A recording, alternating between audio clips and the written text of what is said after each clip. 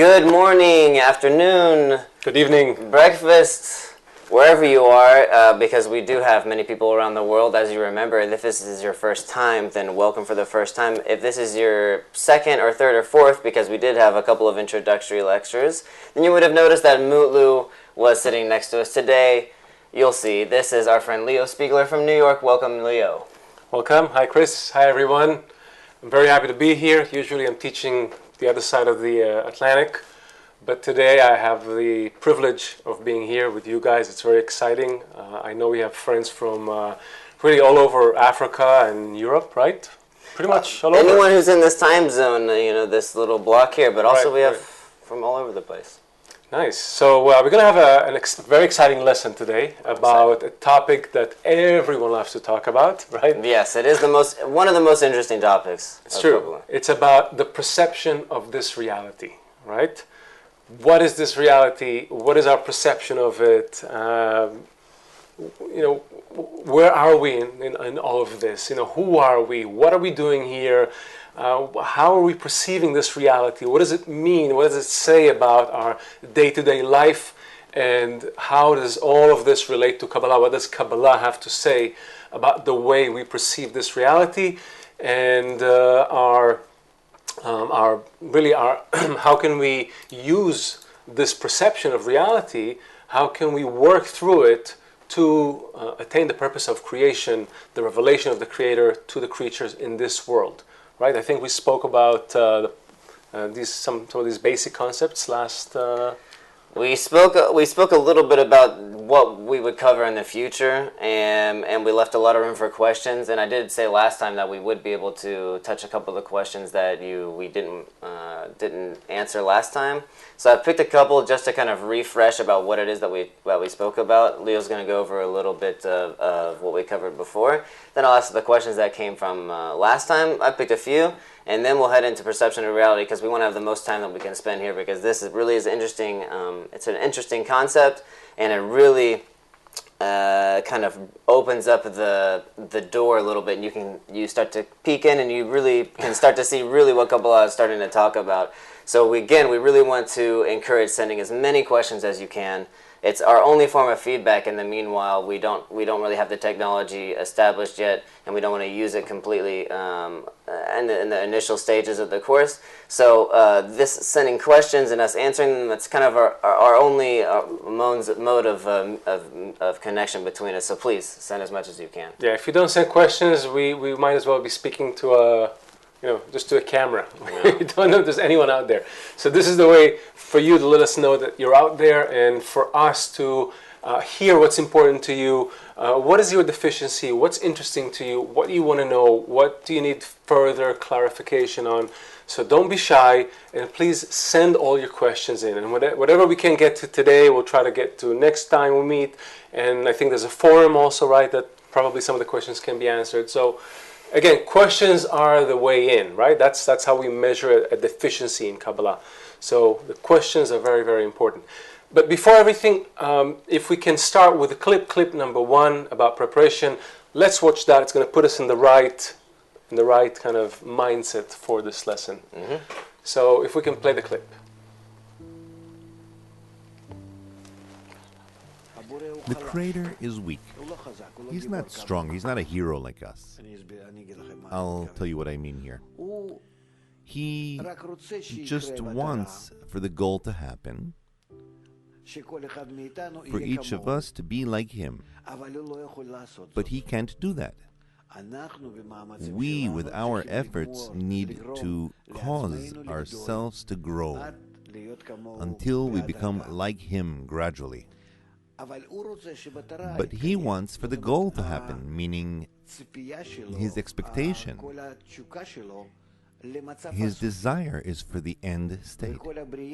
And all of creation is preparation. The whole of the creation is preparation. Everything we go through is all in all in order to prepare ourselves to discover To discover what? To discover that place where we exist. That light which is already there. That creator which is already. Only that we will prepare ourselves in that sensation that a drop, a seed can't feel in the world of Ein Sof, where it is. And the whole of the emergence from the world of Ein Sof, all this, as we went out and come back, it's all the preparation for the end of correction.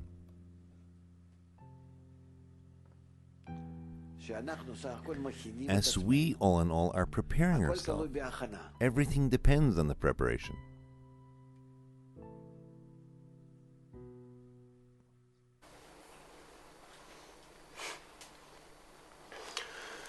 Okay, there was a big, complicated drawing there. Let's ignore it for now. Please ignore yes. that. There are a lot of drawings that Rav Lightman, Dr. Lightman draws in the lessons. They're really beautiful, intricate, and some of them are really helpful. In this case, let's just put it aside and focus on one thing, that everything we do is in the preparation. You saw this excerpt from the morning lesson. The morning lesson takes place every day, 3 to 6 a.m. Israel time. It happens here live. It's broadcast all over the world, translated to up to, I think, 18 languages simultaneously. And it's really the place where where we get everything. That's our connection to the source, to the Kabbalist. And even for this lesson, the important part of this lesson is the preparation, is how we prepare ourselves to receive what's given in the lesson. And in fact, this whole experience of life, this whole reality, what we experience as this living, being born, going through something we call our life experience, right? Growing up, having a family and a job, and this happens to us, and this happens to us. All those things are just preparing us. Preparing us for what? For the spiritual work, for the spiritual attainment. Because this world is really nothing but a launch pad, it's like the ground floor. Okay, everything starts from this world, but it's not the main thing. Even though it appears very real, very tangible for us, and very much the only reality, nonetheless, it is only the preparation stage for the spiritual work, for this attainment that Kabbalists speak of. So preparation is very, very important. In fact, when you come to this lesson, you will notice a great difference if you just come from work and just sit down in the chair and turn on the computer and just get into the lesson, versus if you were able to get 15 minutes, let's say, where you just clear everything out, you quiet everything, you turn off the cell phone, you make sure there's no disturbances, you remind yourself, what are you doing here? What do you want to get out of this lesson? Why are you sitting here? For what purpose? By doing this, by preparing ourselves, we get so much more from every experience. And this is really an important Kabbalistic rule. So preparation is very important. You will hear more about it as we go. If you can allocate 15 minutes before every lesson to prepare yourself, to kind of set the stage, right? Why am I here? This is always a very good habit to develop. Another example that Dr. Leichman gives a lot with his teacher that he had in the Rabash, who we've mentioned before. He talks about that he really received a different relation from a different attitude from his teacher when his teacher noticed that his light was on an hour before the lesson was to start in the morning, and his teacher asked Rav, why was your light on earlier this morning? He said, I was reading. He was preparing. He said, oh. He said, okay. So he knew that he was serious, and he knew that really he had understood the importance of preparation. And the importance of preparation we hear a lot. You saw it in this clip. Rav talks about it all the time, because it just you really, if you enter a lesson, if you enter the study without preparation versus entering the study with preparation and really an intention and knowing where you are, it's one in a completely different world. The way that you study and the way that you interact with the material, it's just a must. And we say there's none as wise as the experienced, and really you'll find that out later. But we're supposed to pass these things on just as it was passed on to our teacher as well. Sure, it's just like in life, right? You're not going to ever go on stage without preparing for your play, for your lines, right? Same thing. It's the same everywhere. So preparation is important.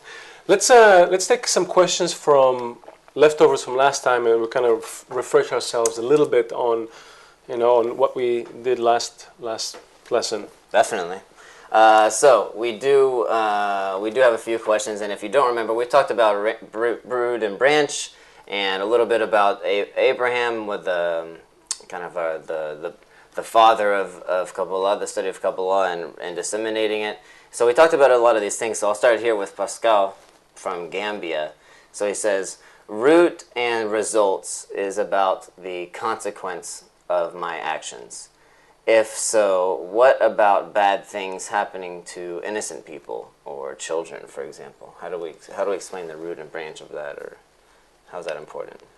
Okay, so there are two things here in this question. It's a very good question. There are two parts here, and we want to tackle each part separately first. So root and branch, first of all, refers to not to sort of action and consequence in this world. Rather, root and branch refers to the way Kabbalists use words and concepts from this world to describe concepts from the spiritual world. Otherwise, there would have been no way to connect the two words because they're separate. So Kabbalists are able to say, oh, there's a vessel, right? There's like a cup, like a vessel that contains something. So I have this picture in my head because in this world I know what a vessel is. I know I can put stuff in the vessel, stuff can overflow, stuff can be poured out, can be poured in. So I know it's something that can contain some content, right? And Kabbalists use it to describe what we are, that our desire, who we are, is like a vessel that wants to receive pleasure. So they can use words from our world to describe, to refer to those concepts. So there's a relationship, there's a connection between them, but it's not the same thing. Okay, there's only a connection. They're able to use the language to describe spiritual concepts. But you have to attain the root in order to really grasp that concept, to really have an understanding of it. So for now, we're able to use the language in order to teach the basic concepts of Kabbalah, to talk about the upper worlds and the system in which we exist. But it's not a substitute for the attainment, meaning knowing the names of things is only a way for us to communicate with what Kabbalists wrote for us. But it's not a replacement for actual attainment. Now, to your question about why do bad things happen to innocent people, that, by the way, it's a very famous question that goes back, to Kabbalist sages hundreds of years ago. They've asked that question, right? Why is a righteous person suffers and a wicked person, enjoys abundance? Well, the thing is, Pascal, we live in a system that's concealed from us. Okay, maybe we've heard this term in the previous lesson, right? There's a concealment. I live and I see only a very small part of the world of reality. I receive a very small, really demonstration of what's happening, but I don't really see what's going on. It's like I look at the computer screen, like right now, you're looking at us, and you only see a very limited image of what's going on, only the borders of this frame. But there's a lot of stuff happening all around us in this room, behind this wall. There are the technicians working. There's a whole system, right, at work here. So similarly, we can't, until we can see the entire system, we won't be able to know why some things happen here and they affect things that happen there.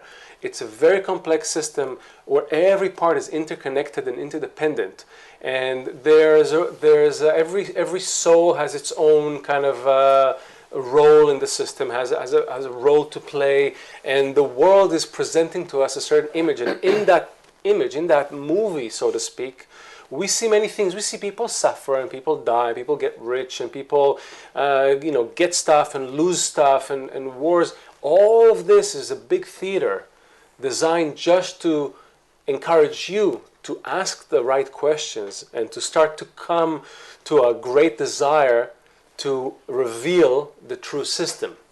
So for starters, understand that until you attain the system, until you enter into it and you really see how all the parts are connected and all the forces are operating in it, you won't be able to say why one thing is happening.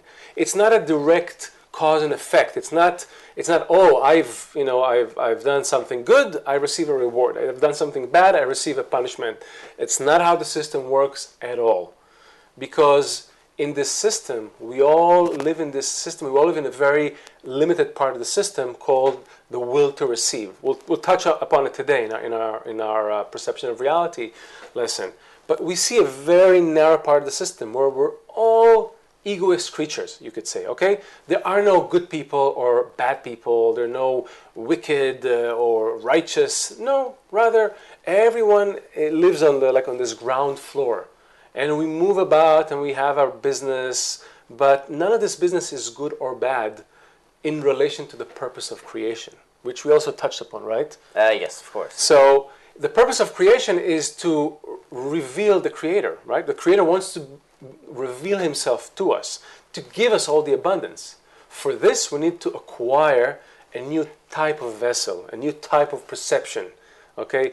This new perception, once you acquire it, it will give you the complete picture of what's going on, and you'll be able to see how those forces are working. But until then, you can assume rather, that everyone lives on the same level, and everyone is just activated by this plan that is just gradually pushing everyone towards the purpose of creation. And in this process, the bodies that we see outside, these external bodies of protein, right? Everything you see on the still, vegetative, animate degrees simply lives by the laws of nature, and stuff is born and stuff dies, but it's not the soul that's affected. It's only those things on that level. So for now, just assume that everything that happens around you is designed to bring you closer to the purpose of creation. And just imagine, that's exactly what happened with Adam HaRishon, the first man. He started just to feel a little bit about how that's the system that operates. That's the revelation of the Creator. That's what opens the new world up to a person, when he's able to look at his beastly level from a higher level. It's like we can look at the animal kingdom and really kind of see how it's just, we even use the expression like they're moving like a bunch of ants, where it just seems like a system that's operating, and the queen bee operates over here, and then and then it affects this and that. The problem is we're at this level where we're unable to go above ourselves, meaning above the thing that's keeping us in this closed perception. We're unable to rise above that and really see how the whole inner workings operate. Also, to mention about what you said about the roots and the branches, and cause and effect, it's also important to note that we can't see, and it's hidden from us on purpose, that we can't see that if I do one action here, the effect is such and such. That is hidden from us on purpose. That way we don't go about, and we're able to kind of manipulate the system just so it can have a good life all the time. Exactly. It leaves the door open for free choice. And that's a lot of those questions. You had a lot of questions, and we'll have a whole lesson on free choice. Yeah, exactly. So we're not going to get into free choice, but understand that for the time being, everything you see, including all the people around you see, they just live on the animate level. So it's just like animals. Just like you don't say, oh, this lion is bad because he ate this gazelle. No, it's part of a system. One component in the system needs to devour another component in the system for the system to operate better. And it's as long as we live on that level of the animals, we're part of that. We're subject to the same laws, where people live and people die, and the system just maintains its balance. It has nothing to do with the human. in us. We haven't reached that degree yet. We're working on it. If you're here, you're working on reaching that degree. So let's take another question. So this is a good example of preparation, because see, we're starting to talk about what it is that we're actually studying and why are we actually here, and it opens you up for exactly exposing that point of perception of reality. So another question we had last time was from Ben from Nigeria. He says, what is the ultimate aim of Kabbalah? Is it to have a relationship with our Creator or to unite with Him? Well, it's a very good question. I think it's a question you should ask yourself before you start studying even, right? What is it all about? What am I getting out of this? And it's a healthy question to ask. There's nothing wrong with it.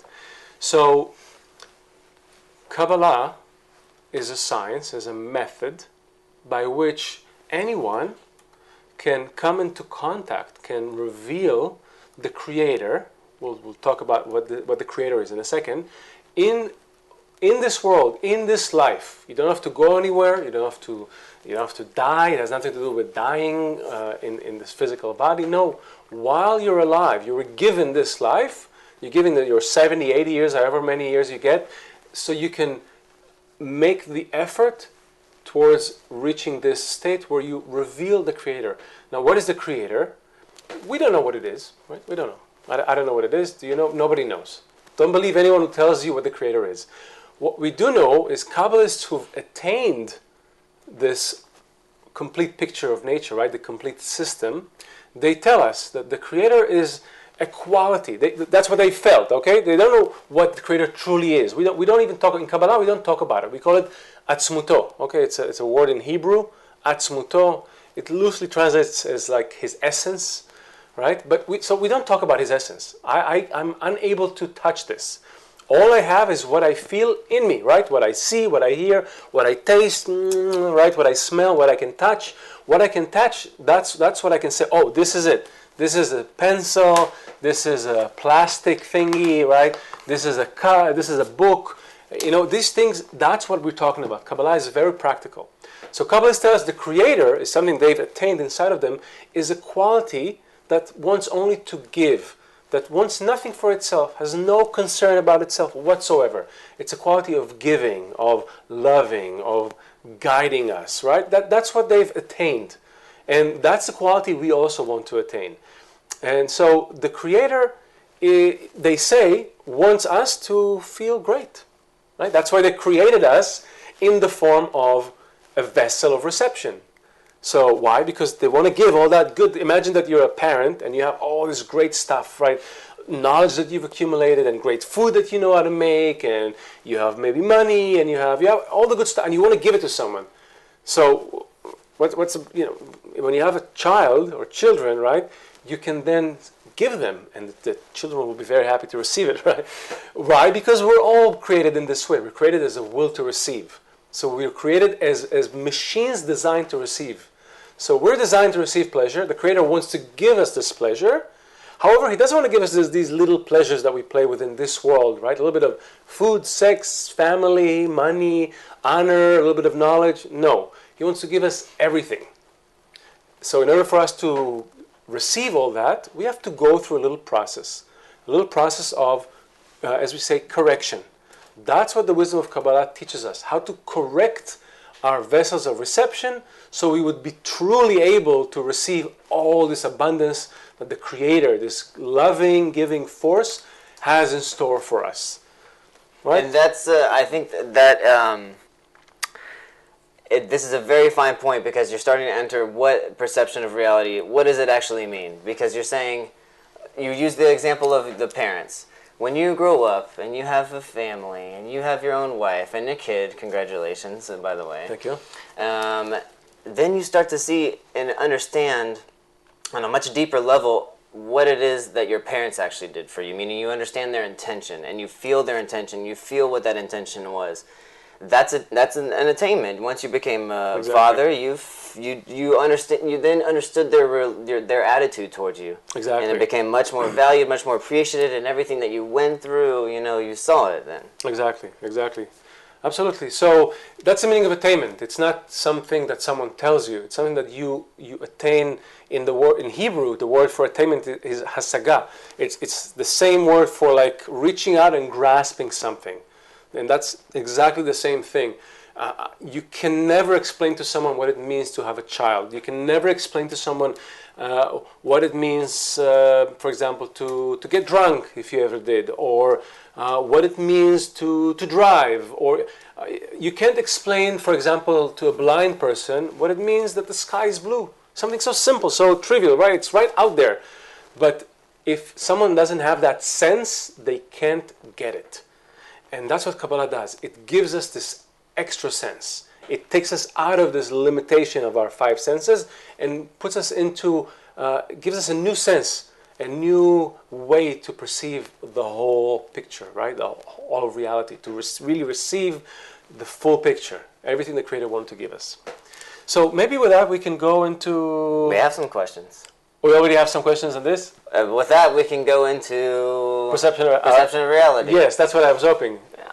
Or are you saying we should take some questions from? I just, first of all, there aren't that many questions, and I understood maybe they hasn't really been cooking inside of you long enough, because we're just about to get into the really deep stuff. So maybe we'll save these for a little bit later, and then we can go ahead and... But do we know who's with us? How many people? I haven't received that information yet. I don't know. I'm sorry. Okay. But we do want to make sure. So make sure if you can also send in the meanwhile, send who you're from, where you're from, and your name. Oh, online users 57. We have 57, but I don't know the country. Sorry. Got you. Okay. So yeah. Again, we're very happy to have everyone who's with us. We hope if you can put in your name and where you're from, that give us a little a sense of who you are, where you're from. That'd be nice to know. I've been to some parts of Africa, not all over. But have you been? No, I haven't been. Africa is an amazing place. From the little I tasted, and it's the same, right? Like try to explain to someone what Africa is if you've never been to Africa. Impossible. Can't convey a feeling. Can convey a feeling. You have to feel it. When you know you're in love, you're like, I don't know what this is, but I think this is love. I think I'm in love, and it's that you're so sure of it. You know what it is, but you feel it. Touched it. Yeah, you know what it is. Exactly, because we're feeling machines. That's what we are, and we're very specifically designed feeling machines. That's what we are. And in order to really get a grasp on who we are and how we're made, we're going to play a little game, okay? We're going to play a little game. Mm-hmm. So, Chezi, please prepare clip number 3. And I'll give you the cue. But first, let me just, I'll prep everyone. So, guys, girls, we're going to watch a little clip. It's a short clip, 1 minute. In this clip, you're going to see a bunch of people playing, passing the ball, like in basketball, right? And what you need to do is focus very, very intently on the team in the white shirts, okay? And we want you to count how many times the people in the white shirt are passing the ball. You were throwing the ball and I catch it. That's yeah. One. Okay. And you throw 2. Okay. So 3.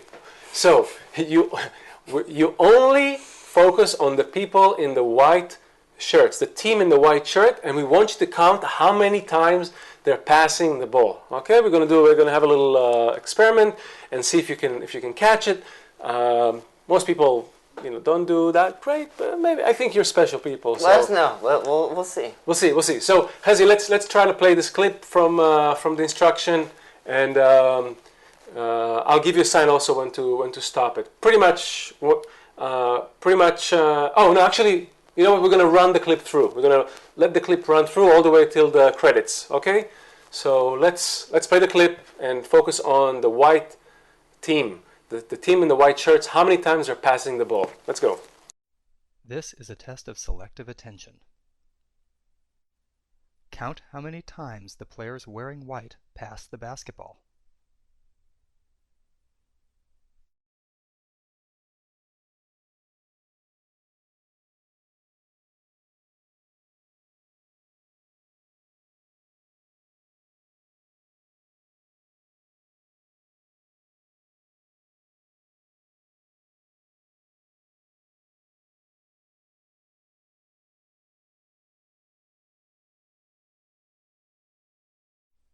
How many passes did you count? The correct answer is 15 passes. But did you see the gorilla?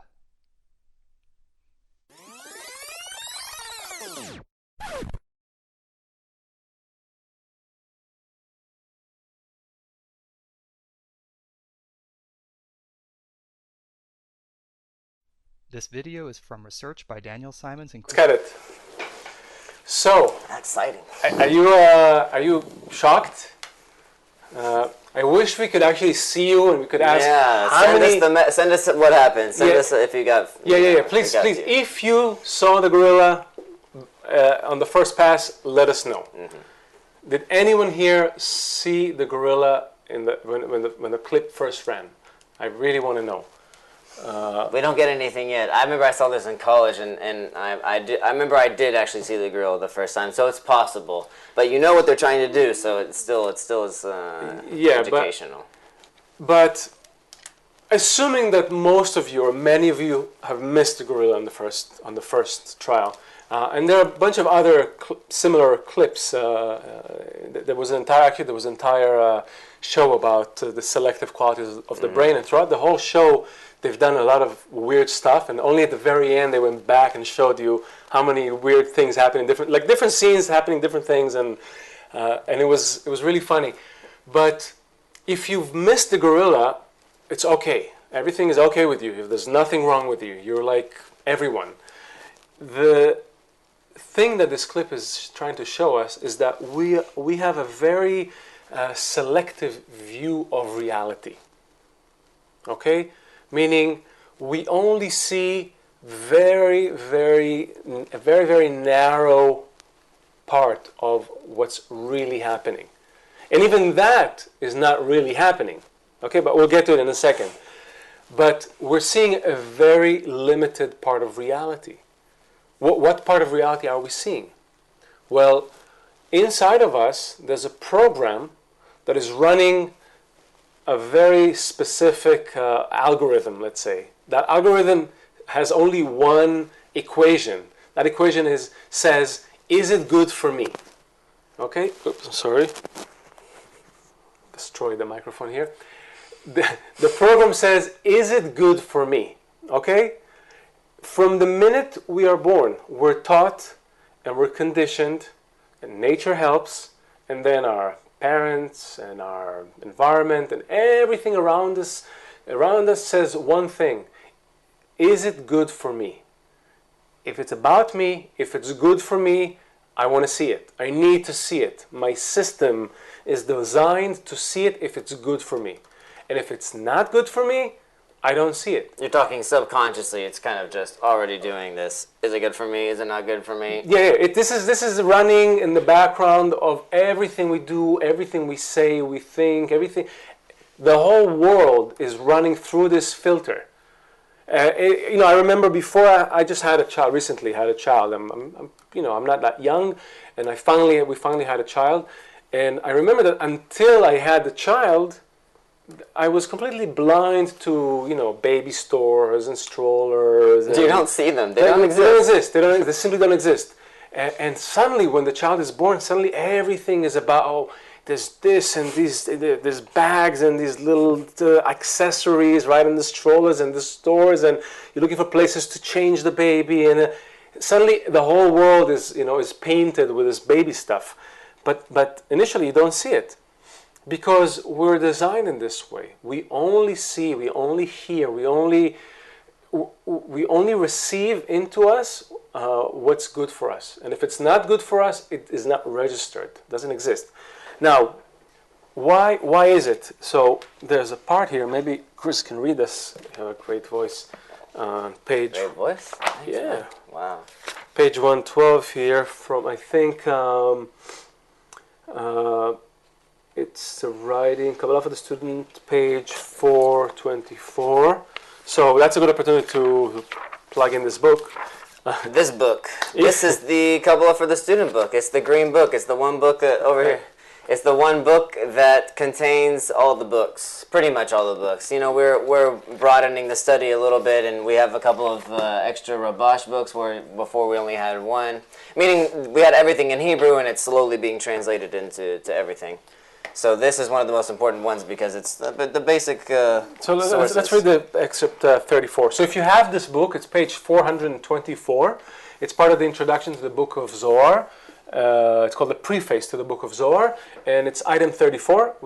Let's hear what Baal HaSulam, the Kabbalist, Baal HaSulam, that's not his real name, it's a moniker, it's a name he got for writing the commentary on it's called the Sulam, the ladder commentary on the book of Zohar, which is very, very, it's widely used. That's the only commentary we use. In this book, he talks about many things, including perception of reality, which we're studying today.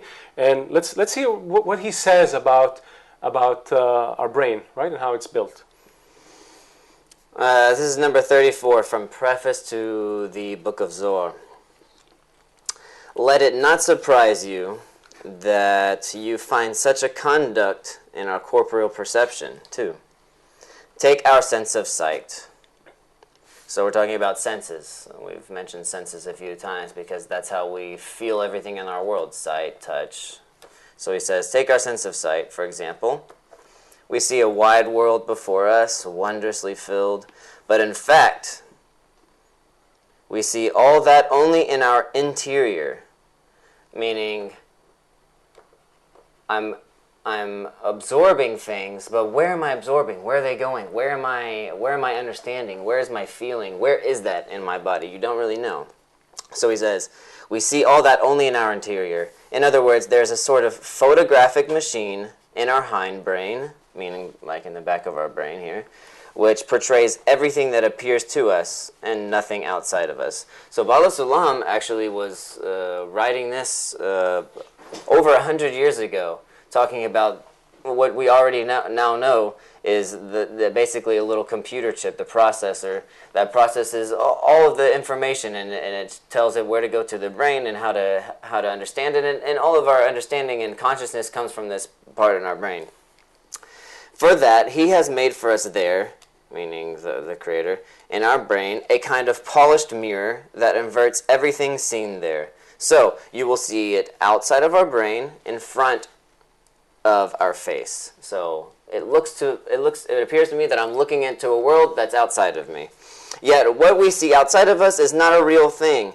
Nonetheless, we should be so grateful to his providence for having created that polished mirror in our brains, enabling us to see and perceive everything outside of us. This is because by that he has given us the power to perceive everything with clear knowledge and attainment and measure everything from within and from without.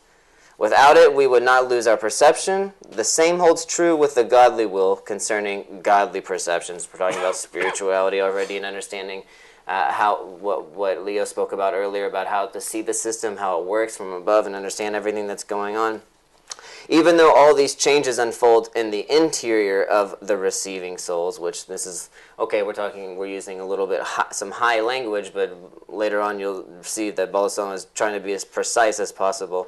They nevertheless see that in the giver himself, since only in this manner are they awarded all the perceptions and all the pleasantness in the thought of creation. Meaning he's from the inside, nothing on the outside world changes. It's only the inside. So everything that changes, everything that he undergoes are all internal changes, and he sees the world outside differently. You can also deduce that from the above parable, even though we see everything as actually being in front of us, which we can't argue with that, every reasonable person knows for certain that all that we see is only within our own brains. Meaning, I don't know what's actually outside of me. All I can say is what I get from my brain. And pretty soon we're going to see this box illustration, which will make that a lot clearer. So are the souls, although they see all the images in the giver, they still have no doubt that all these are only in their own interior and not at all in the giver. Okay, that was a lot. A little deep. Yes, if you have the book, you can read it more. Let's try to simplify it. I hope our drawing board is a little, he had a Excuse us. little headache today, so we'll try to see if it works. So bear with us if you see some strange squiggly lines, or it's acting up, but we'll try to make it work. So this is us. We're this little nice box. Okay, in this box we have 5. Is it working? Okay, 5. Good. 1, 2, 3, 4, 5. Okay, so we're like this box with 5 openings in it. Okay, why 5? We have 5 senses. We have sight. Oh, I see this is going to be a problem. Maybe I'll draw a picture. Maybe the picture will work better. Is this an eye? It is. I'm not sure, Chris. Hold on. We'll try. Maybe this is an ear. Okay, maybe. I think if you say the word as you're drawing it, then it'll stick. Okay. Yeah. So eye, ear, tongue, right? Nose. And whoa. This is okay. Nose and whoop. There it is again. Yeah. Come on, nose. Again, nose.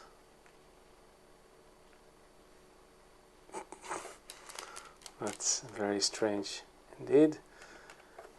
And hopefully hand. I see an eye, an ear, a Tongue? tongue, and then a nose, and then a hand. Yeah, that was almost. I think that's supposed to represent all our 5 senses. Yeah. Yes, it does. I'm not sure why. An extra few lines never hurt anybody. No, it's true, but we're trying to get to. Hey, look! Oh, Nice. amazing. Thank you, tech team. That's the result of this drawing. Okay. So, I really wanted to draw it for you, but let's look at this thing. So we have a box with 5 openings. They're not really openings, to be honest, because there's not really a hole in my head, right, where the eye is, or where the ear is. There's always a membrane, right? There's always something. We can call it a screen in Kabbalah. That's a good way to refer to it. But there's always some sort of a screen into which something touches, right? Something stimulates, okay? So if it's the eye, we say that the light hits the retina, right? If it's the ear, we say the sound wave hits the eardrum. If it's the nose, we say the smell molecules hit the hair inside my nose. If it's the taste, we say that something hits the taste buds on my tongue. If it's the sense of touch, something is touching. There's a pressure on my skin. Okay, meaning nothing actually enters my brain. It's all analog to electrochemical. Exactly. You can say analog to digital. We like to say it, but in a way, One reaction to another reaction. Exactly. You have a thing in your brain. It's called the hypothalamus, and it converts. It helps convert those what starts as a chemical or some other analog stimulation into an electrical current in your brain. Okay, let's keep it simple. So, if you can see this drawing, let's go to the drawing again. The drawing. So something comes in. Okay, I don't know what's on the outside, as Chris said, and it's true. I don't know what's on the. You could say, "Whoa, no, I'm touching it." No, something is applying pressure on your hand, or you're hearing something. There's a sound wave, right? That puts pressure on your eardrum, or there's a wave of light that stimulates the cells in your eye, but nothing actually enters your head, and yet something, some sort of signal, travels into the brain, where a system of processing and memory makes sense of it, and then it says, oh, this makes sense, this looks like, this sounds like something I have in my memory before, and I call it a cup, okay, or a pencil. And if you didn't have that picture in you already, you wouldn't see it. Just like when there's a famous story when the ships of Columbus arrived at the shores of America. The Indians the Native Americans rather, that were living there at the time, it was said that it took them a long time to actually see the boats coming. Even though they were already on the horizon and they were approaching, they did not register. Why? Because they didn't have in their brain the memory of saying this is good or bad. Remember, everything is judged according to, is it good for me or is it bad for me? So they didn't have that reference. So it took them a long time for these signals to even be registered in the brain, for something in the brain to say, well, something is coming, I'm not sure what it is, there's this shape and... Is it even worthwhile to try to process that information? Exactly, because your brain also doesn't have a continuous image of reality as it seems. It seems like a very smooth reality, but it's not the case. The brain also receives like little bursts of information, and it takes bursts from here and there, and it fills in the gaps, so to speak. Okay? Like there's an actual no color purple. It's basically the difference between a couple other purples in our brain, like it makes it... Right, well, now you're getting into the relativity of things. But hold on, before we get into that. So just to make that picture clear, that what we're trying to say is very simple. We have no idea what's actually outside of us. Okay, it sounds very real, it looks very real, it feels very real, because it was designed in this way. We were built to feel a very real reality.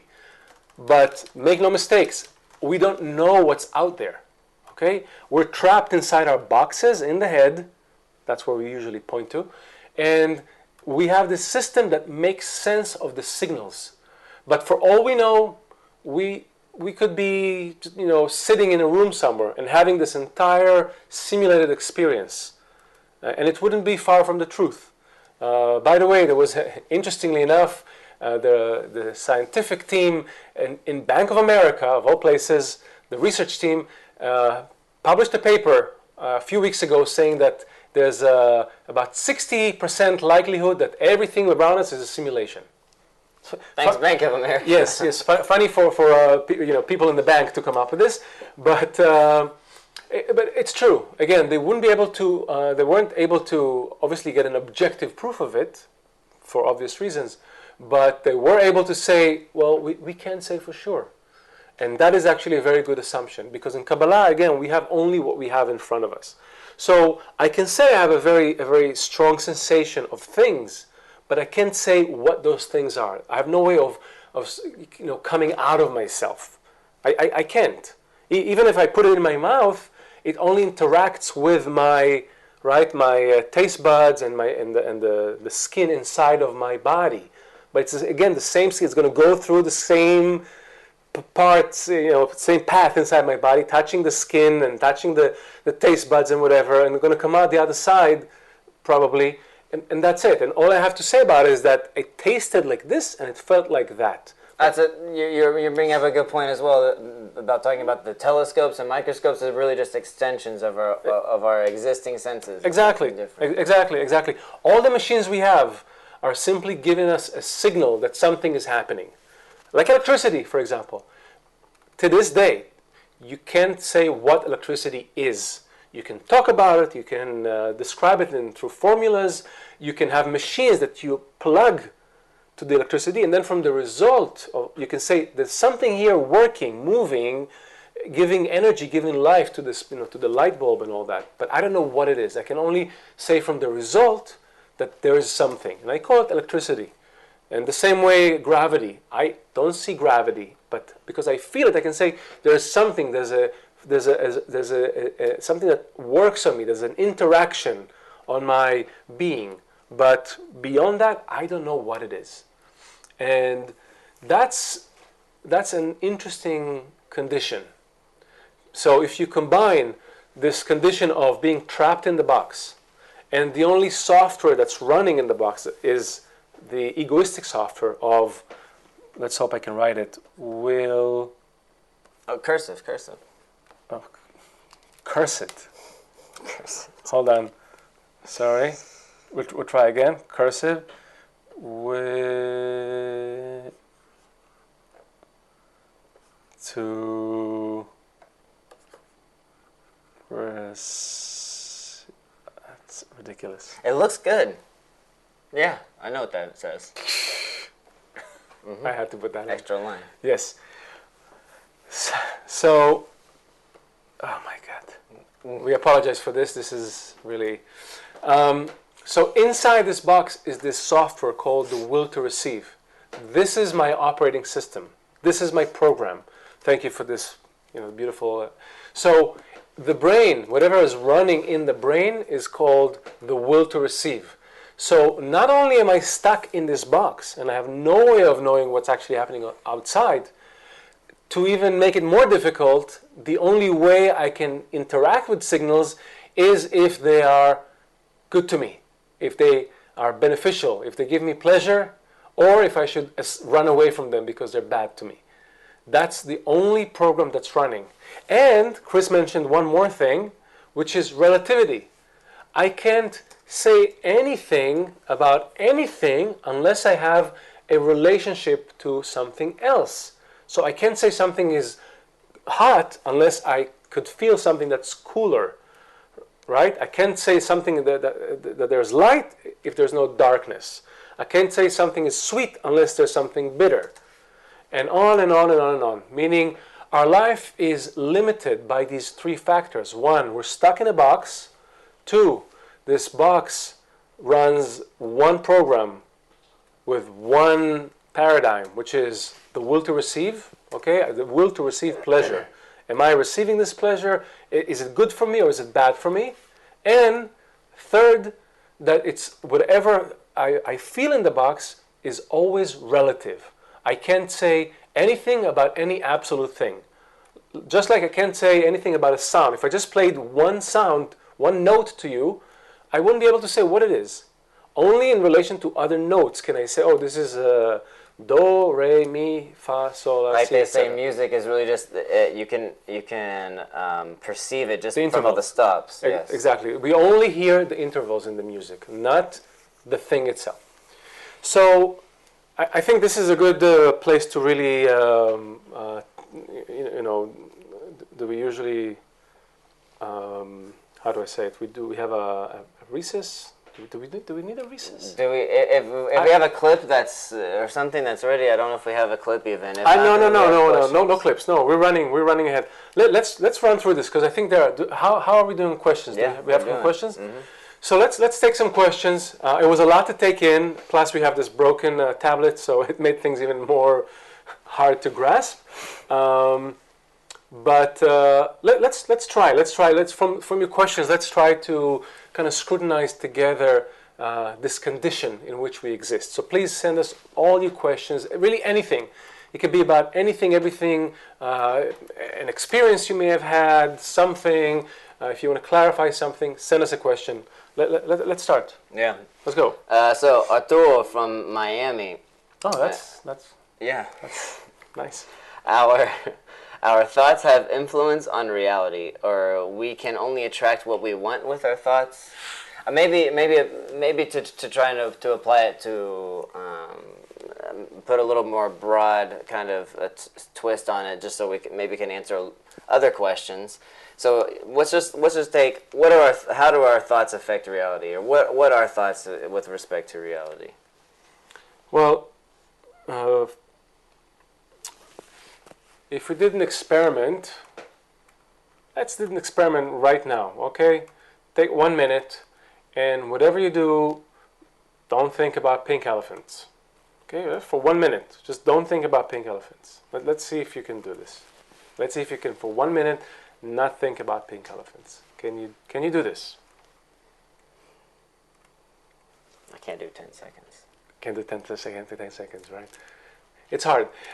Your thoughts are not your thoughts. So, again, to remind us, we live in a system. We are parts in a system.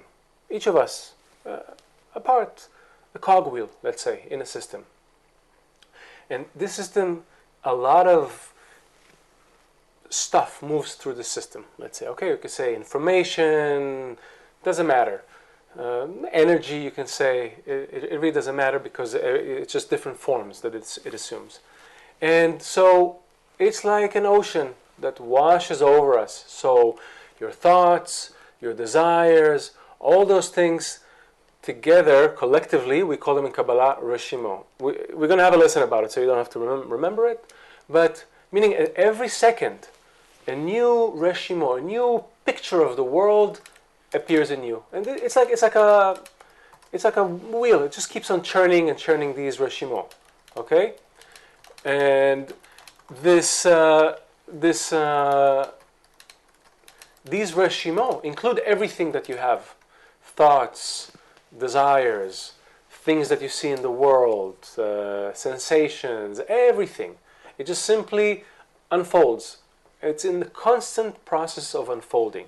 Okay, it's a little bit like our genetic material, like our DNA, in a way, but it's like a spiritual DNA. Okay, and I think we're going to have a lesson about Reshimo later on, so let's not ask questions about that. But enough to say that your thoughts are not your own. So to ask, do I control reality with my thoughts? It's kind of a misleading question, because your whole reality, including your thoughts, is not yours. It's given to you. Even the thought that you are now thinking that you're maybe somehow controlling reality is not your thought. Even the question that you just asked is not your question. Rather, we're parts of a system. And until we reach attainment, until we're able to break out of this paradigm of the will to receive, we are completely governed by the system. As we said, the system just keeps on going, okay? And we're just in it for the ride. And occasionally, in every generation, some of us, we don't know why, receive this new kind of question.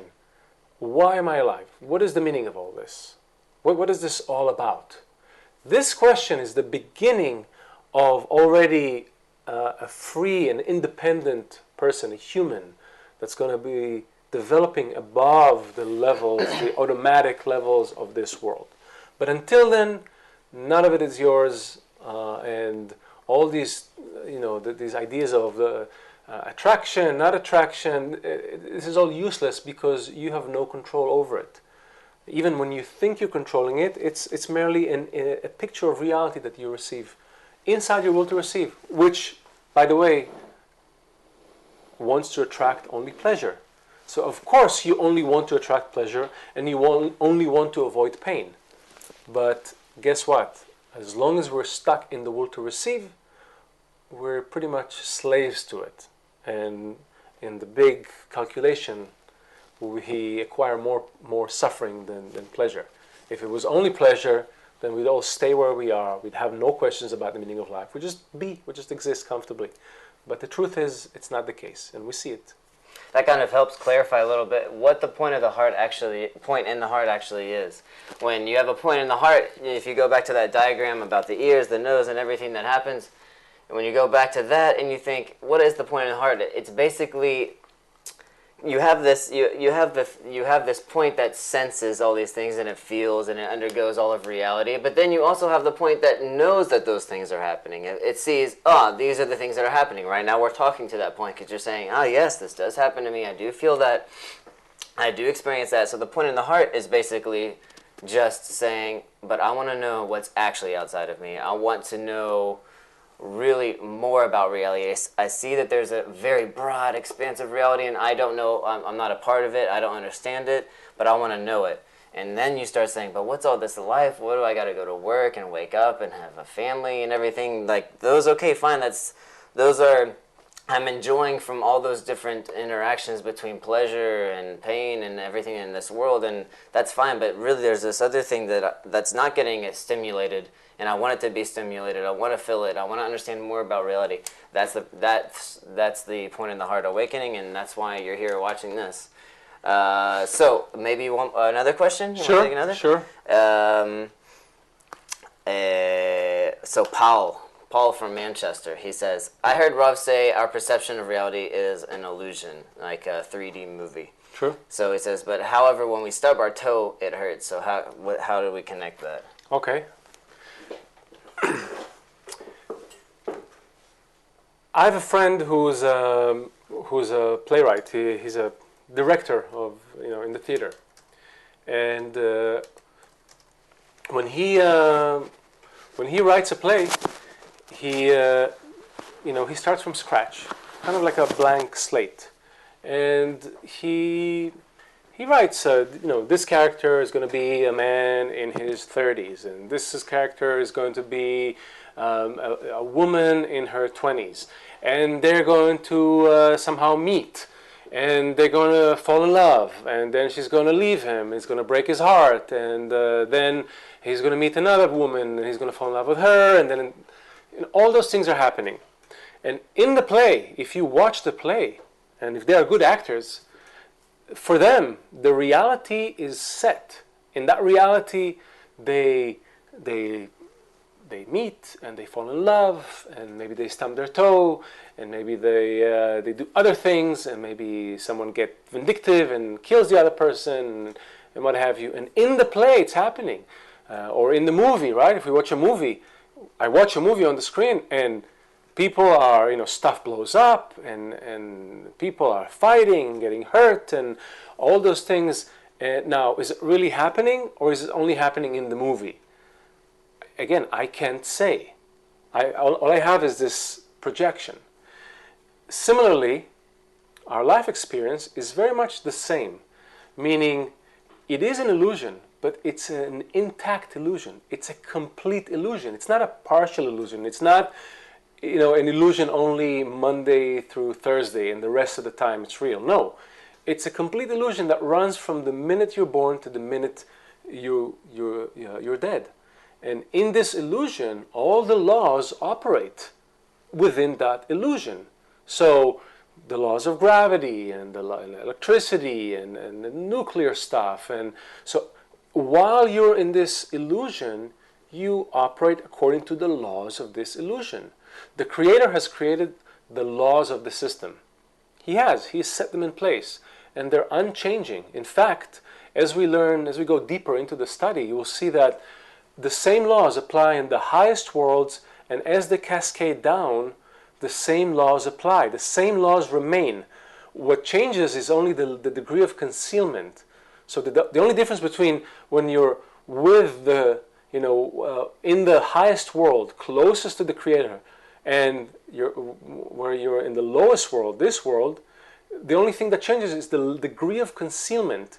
There's less and less light, less and less contact with this upper force. We're more and more opposite this force.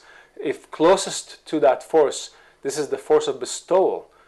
To be there, we're going to talk about how to be there. And all the way down here is where we are, the will to receive. So where we are, it's still the same laws operating. But we're stuck in this very limited layer. So in a way, everything that happens to you in this level will feel very, very real. And yet, it's only an experience inside your will to receive. That's all it is. It's an experience inside the will to receive. Even death, for that matter, you can't say what it is. People think, you die, they have many theories of what's happening. But the soul, the point that the Creator created, that should eventually reveal everything, that point remains. It only changes the coverings, like when you change a shirt, as Rav's teacher, writes. At the end of the day, you take the shirt off, you throw it in the hamper, and then the next day you take a new shirt. And that's really the experience. Except until we attain a soul, until we come into contact with it, we remain like a point, a dimensionless point. And that point moves from one lifetime to another lifetime. And inside every lifetime, the laws of that level, of that world, are unchanging. They're absolute. So you're going to stump your toe, and you're going to get hurt, and all the emotions, everything is going to feel very, very real. Why? Because it has to. Because if it weren't, you wouldn't play along. Because it's precisely because the laws are so real, because life feels so real, and death feels so real, and everything feels so real. And when you fall in love, it feels real, and when someone breaks your heart, it feels so real. It's precisely from this place that you can start to build the correct relationship, the correct attitude towards the Creator. And we'll touch on it in a few minutes. We'll leave some time for it, for the other half of the system. Because right now we're still talking about this condition. We're stuck in this box. In this box I have an experience of this world. It's not the real thing. It's only an experience that's generated inside the box. Okay? There was even a study. Even scientists found that more information flows from the brain down back to the sensory organ, let's say the eyes, than information coming from the eye inside the brain. You'd expect it's the other way around, right? I'm absorbing the world outside of me. It's entering me. No, I'm getting a very small stimulation from something outside, and then my brain completes the picture and sends it back to me, and thus creates my reality. So I live in this bubble of my own making, and it's very real. It just raises so many questions, and I understand a lot of you. I'm going through all the questions right now, and there's a lot of questions because it raises a lot of flags. Like, okay, wait a second. So if my reality is not how I used to think it was at one point, now I see that it's like something that's inside of me. And then I all of a sudden have a bunch of questions about how I need to relate to it correctly. But you made one point in the very beginning, which is something that you cannot forget. There's no such thing that I acted this, I do something like this good, or do something like this bad, and it has a consequence, and I'm punished for it, or something like that. Coming to the correct perception of reality is, we call it corrections, but you can't skip over. You're not going to use your mind and be able to kind of just philosophize your way out of it and to have some kind of new epiphany all of a sudden where you think you understand a little bit more about reality, and then you need to start behaving in a certain way. It can make a big confusion for a person when we open up this topic, which is why we open in the beginning. That way, because really it kind of paves the way for for the rest of the topics. Because without understanding really where you will change, meaning your perception of reality will change because you start changing on the inside. And you understand now that you changing on the inside means that you're changing your software. You're wanting your software to change. So it's changing your software, like we learned this for this entire lesson so far, means that I will then start perceiving a different reality. So you have to know where the changes are going to happen, which is why we do it in the very beginning. But it can get very confusing, which is why we want to ask a bunch of questions, and we have a bunch of questions. Let's go. We'll try and get through them all, as many as we can, so we're just going to bang them out for the time that we have left. Okay, so we still want to talk about the way out, because again, there is a way out. The idea is not to despair you with this picture of a reality over which I have no control. I'm stuck in a box. I don't know what's happening outside. I'm stuck in this one software, which is all, is it good for me or is it bad for me? And it's also relative, so I can't even, whatever comes in is not even, I can't even say it's the thing itself, on top of it being, concealed from me. All those things. And here I am really wanting to come into contact with this thing called the Creator. Is it even possible? Can I do it? We can. We'll get to it in a second. Let's get through some more questions. So let's look at suffering, because I see that's kind of a question here. So Rubaiya from Bangladesh says, why do we have to suffer in order to realize that we need to unite with the Creator? Why can't it be done in a different way? Well,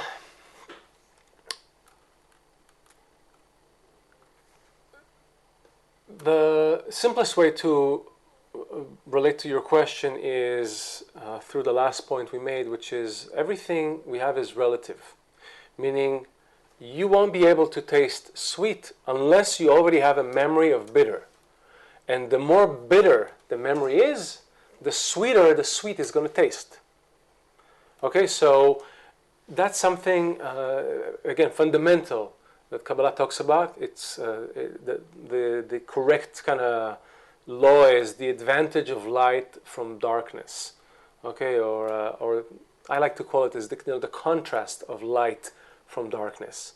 So the only way for us to perceive anything is from its opposite. So I won't be able to, you could say, just give me sweet. You can't. You have no point of reference. It's unmoving. It's death. Okay, life happens in the gap, in that space between the two things. Okay, this is 20 degrees Celsius, and this is 30 degrees Celsius. And in between, I can say, oh, this is a range of temperature, and this is, I'll call this colder, and this is warmer. Okay, and this is painful, and this is pleasurable.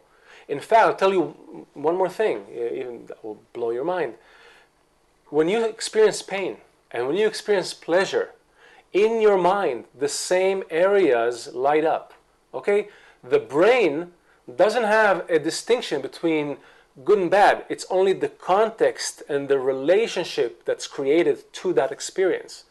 Okay, so if you only got one thing and one thing only, you wouldn't be able to interpret it anyway. It would be just some sort of like a white noise, let's say. I don't even know how to explain it. It's like everything is full of light. There's nothing. There's no distinction. We live, we exist, we thrive in that gap between things. Okay, there's a reason why letters are black on a white paper. Okay, and why when you sit down to eat something, you start with some spicy stuff, a little bitter stuff, maybe a little drink of alcohol. Why? Because it prepares you for the meal. Moreover, if you didn't feel hungry, you wouldn't be able to enjoy the meal. You could say, why do I have to feel hungry? Why do I have to suffer inside before I sit down and eat? No, you would actually look forward to that hunger, because without it, you won't be able to enjoy the food. And this thing is so deep. It applies to every part, every experience of life.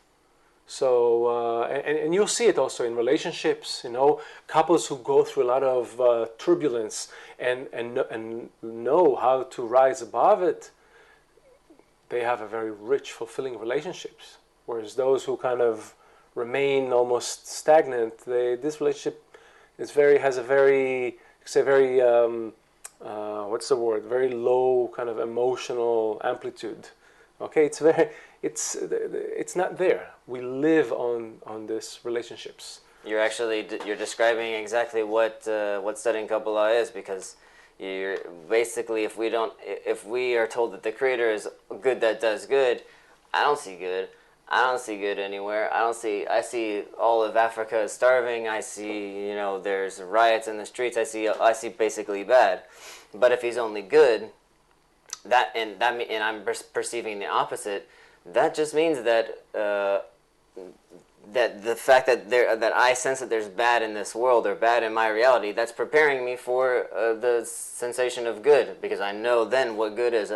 Otherwise you're just adhered to good, and you don't feel anything. There's no life there, like you've described. There's just nothing. So we feel the very opposite of being adhered to that. We feel the back end of it. And Chris just made a great point, which is, just to kind of add another aspect to the question about suffering and about the pain that I see and feel. Only good comes from the Creator. Okay, the Creator is good and benevolent. Good who does good. You heard it probably before. Kabbalists describe the Creator, this force, as good and benevolent. So why do I feel pain, right? Why does this hurt? Why did I lose this job? Why did I get hurt here? Why did I lose the money here? Why my health, my this, right? I'm constantly unsatisfied, right? Stuff is constantly not great, right? Something is wrong with how I perceive it. Okay, it's the same way if I took off my glasses and I said, wait, why is everything blurry? Chris, why are you all blurry? I'm all right. I'm fine. No, you're blurry, you're distorted, you're all messed up, man. I'm okay, man. I actually promise. Here, put your glasses on. See? Oh, look at that. Hey. Look at that. The guy's great. It's true, but it's exactly that. We have to correct the way we perceive the world, and it was done on purpose. So we make the effort, so we strive to find the source, etc., etc. We'll get to it again in other lessons. But for now, remember that I have to correct the way I perceive, right, the way the system works, in order to start experiencing the good and benevolent. Like he said here, he said in the book, in the thing that we read, he said, "Thank God that it was put that way. Thank God it was put in front of my face, so I felt distant from it, so I felt like there was an inside and there was an outside."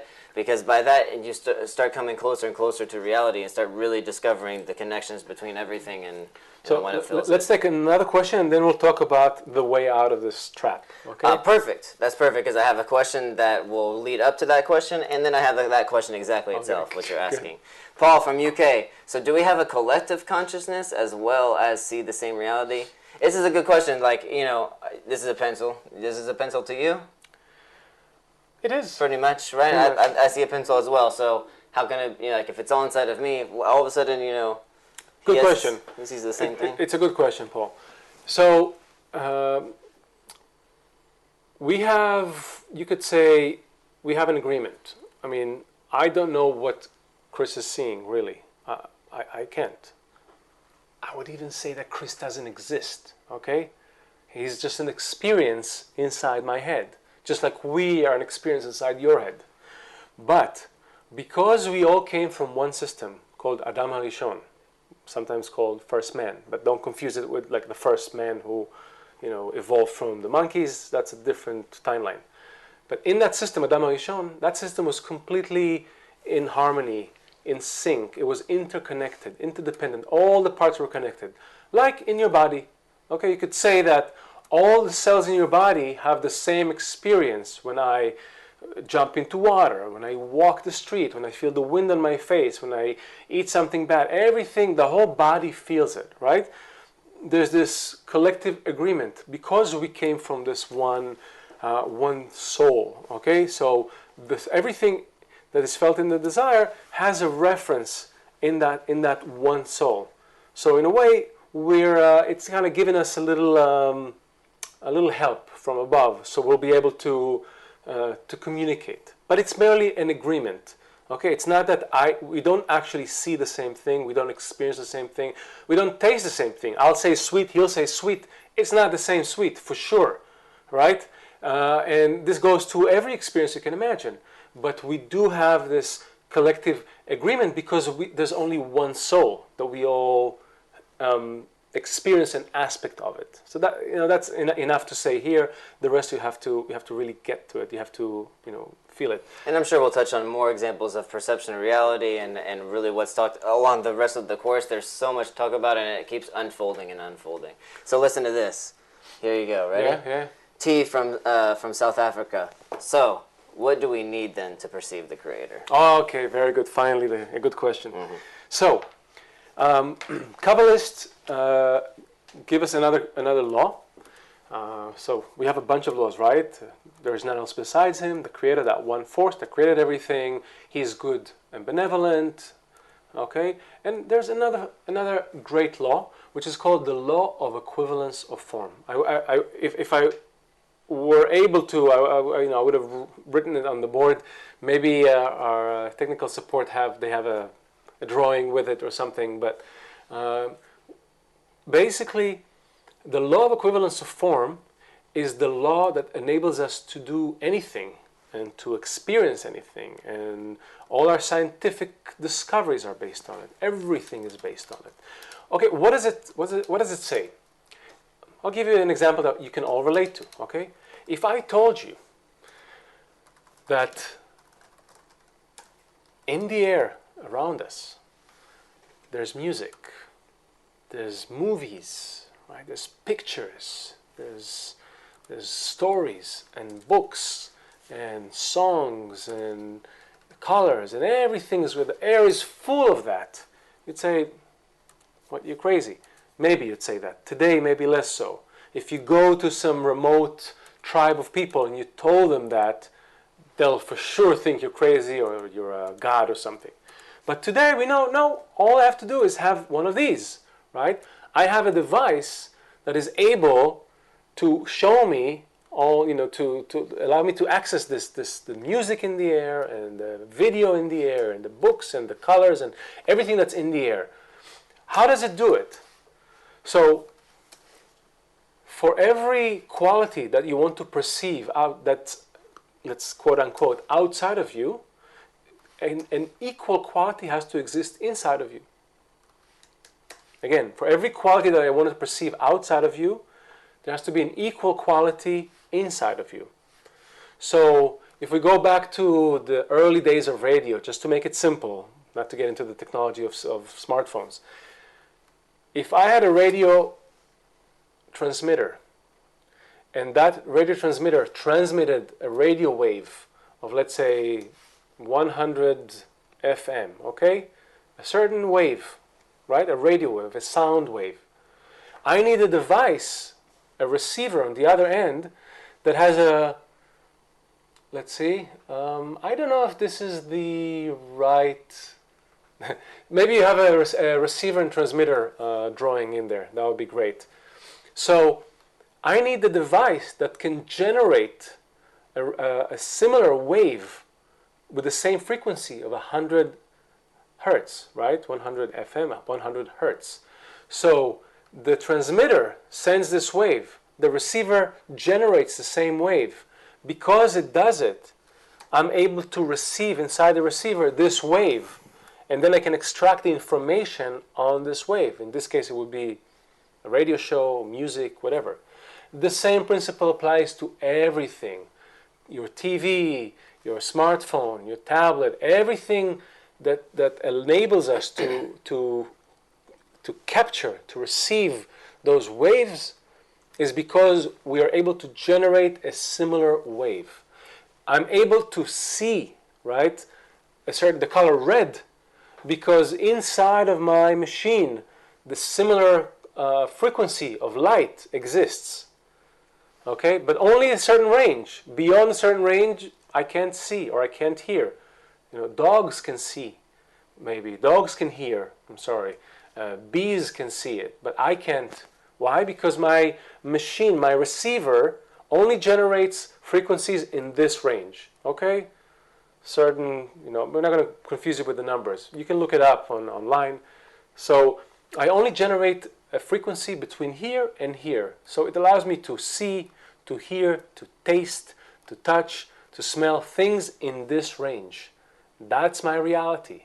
That's it. If I have a different range, I have a different reality.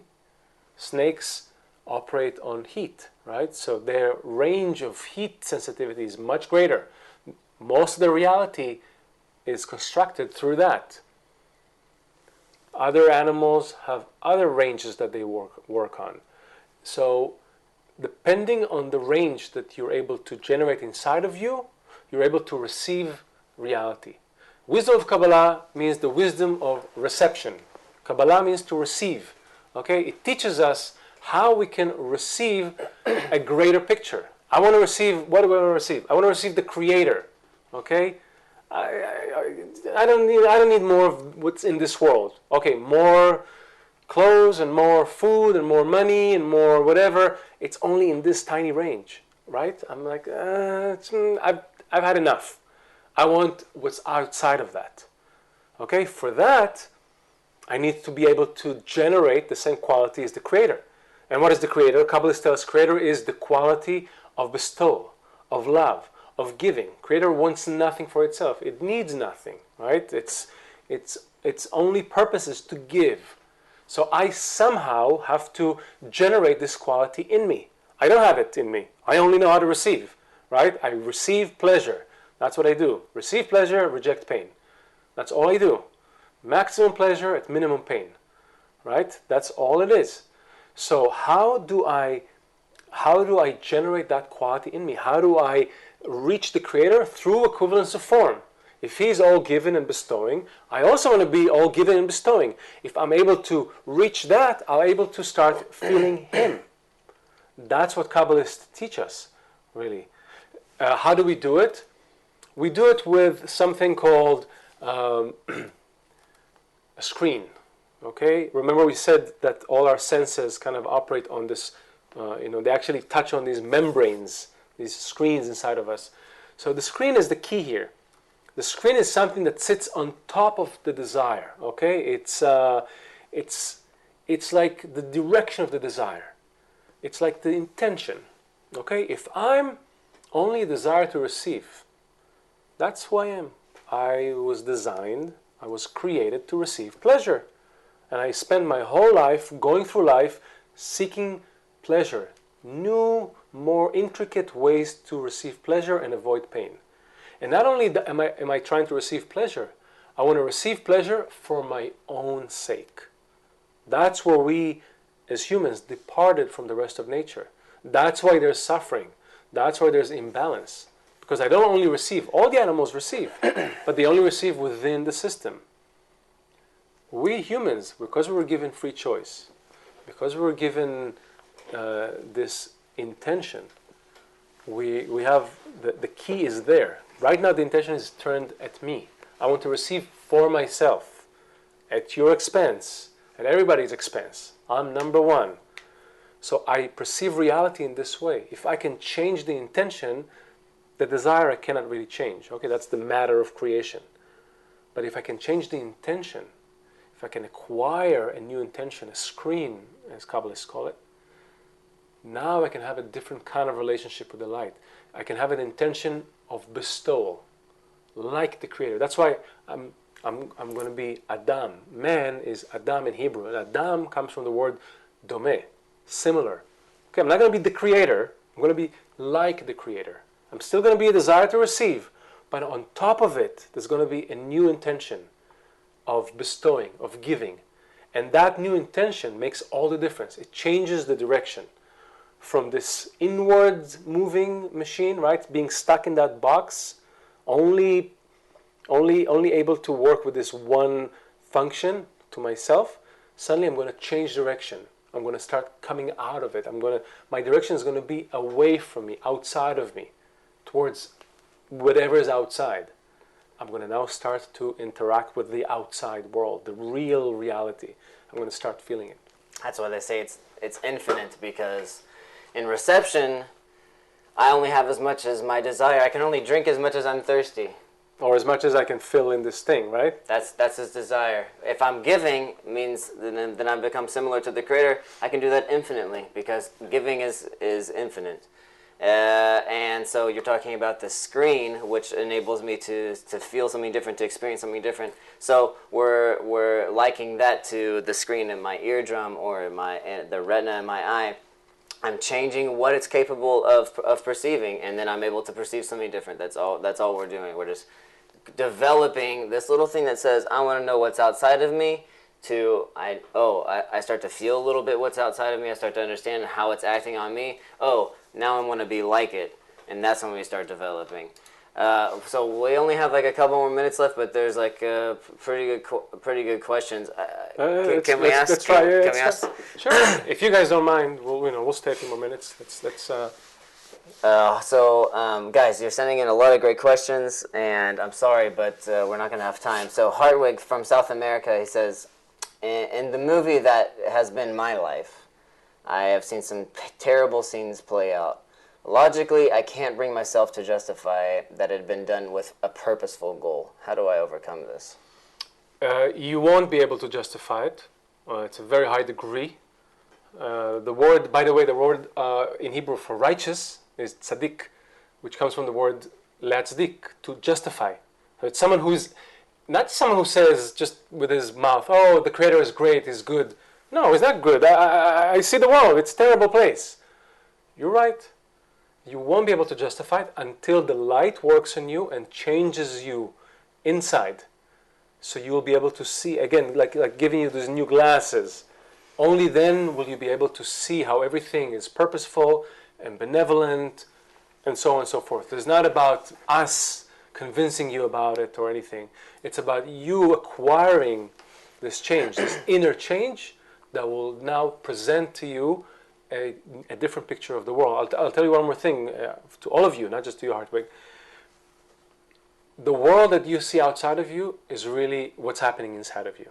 It's like, everybody wants to know what's happening in their subconscious mind. There's a lot of books, and you go and you meditate, and you take drugs, and blah, blah, blah. Forget about it. You don't need to go far. If you want to know what's happening inside of you, just take a look outside. Whatever you see outside, as Chris read from Baal Sulam in the beginning, whatever you see outside was created purposefully We purposefully have this sensation of there's me and there's the outside of me. But guess what? No, it's not outside of you. It's all your inside. It's your thoughts and desires and feelings and attitudes. They're all played outside. What? Where I have like murderous people and thieves and liars and robbers and natural disasters. Yes, everything is played outside of you on all these degrees of the desire. Still vegetative, animate. It's simply the degrees of the desire. It's hard to grasp right now, but you know, we're only. You have to remember, there's only one thing that was created. There was one thing that was created: the will to receive. That will to receive, developed, and all of its developmental stages, they stay. They support the final goal, which is to become similar to the Creator, and that's where humans developed, and then that's where the speaking of the speaking degree will also develop. That kind of I hope to touch on the whole idea of like suggesting of global warming and overpopulation, disease, those things. How do we? The answer is one for all those things. You won't be able to understand them or to justify them until you're changed. So for now, just understand that it's part of your collective theater. It's right. It's nature showing us that it's out of balance, that something is changing, that the direction we've been going on so far, which was was working for a while, right? The ego, greater desire, greater ego, it developed us. It brought us to this place. Now we're ready to hear about the wisdom of Kabbalah, specifically because all those things are happening. Because it's bad, it makes me start to dislike this quality that used to be my fuel, my engine, my sustenance, right? My will to receive, my healthy. My eye, right? I'm gonna explore. I'm gonna eat the world. It worked so far, and now it's starting to fail us. Why? To make us question it. That's a transition. That's exactly what the Kabbalists do tell us. They do tell us that you will understand. You will understand about everything that happened in your life. You'll see it just like when you become a parent. You'll see it how it is that your family, your parents related to you, and you'll understand it. It's the same understanding because you're part of the system and you have the same attitude. So you would have done exactly what you would have done to yourself. You understand it and agree with that force that guided you. Exactly. We have to finish. We want to finish with a clip. Before we do it, let's have a few announcements. I just want to remind everyone, if you haven't joined the Facebook page, we do have a Facebook page, and I kind of check there every so often just to see kind of how you guys are doing. I don't see so much going on, and I do see there's a lot of people who are asking to join. I don't know if it's everyone here yet, but it's just good. It's a first step. Eventually we want to come closer and closer as kind of a group, as a community. And try to, what are you looking for? The book. Where's that book we read from? This one? Oh. Yeah. And so joining the Facebook group is kind of the first step to that, and it's very important. And so if you haven't done it, then please check it out. If you're on the page right now, you should see sign up for the Facebook link, so just go ahead and check that out. And I think on this page we will post the clip, Perceiving Reality. Jonathan, let's make sure we post that clip. It's a great clip. It kind of sums up a lot of the stuff we talked about today. PerceivingReality.com, that's the site. It takes you straight to the clip, or it's also on YouTube, whichever one's easier. But I think they'll post it on the Facebook. It's easy, so watch that. Also, get this book. We have an audiobook, I think, where there's an online book, and if you can order the actual hard copy, it's also great. Either way, this is invaluable. Everything is here. Also, everything we learn in the morning lesson, a lot of the stuff is here. There are other books, but this is a great starter. And if you have it, read again the item that we read today, item 34 on page 424. Read that. You'll probably get something else out of it. You probably read it in a different light. Yeah, exactly. So Facebook, read the thing. Read the excerpt on excerpt 34 on page 424, and on the Facebook, watch the Perceiving Reality clip, which I'm sure will be posted. And let's end with a nice clip to send us off. Clip number 5, please, and have a great time. We'll see you in 2 weeks. Thank you. We're meeting on the 18th. Yom Kippur, yes, we have. Because next week is a Jewish holiday. We're not broadcasting, so we'll see you in 2 weeks on the 18th. Have a great day or evening, and let's watch the clip. Bye. Maybe a summarizing question Nestor from Argentina is asking. In short, what's our role in life? To have fun.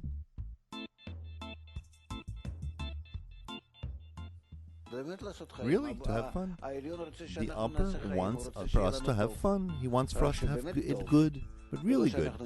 Not for us to play with some little toys and by doing so we'll move life. You have life, and within that life you have to produce eternity. That's it. That's our role in life. To reach the absolute good, and not a good that seems to you. For that, he wouldn't agree. He wants to bring you to the true good. As much as you are trying to locate that concept and to get closer to it, that's your role in life.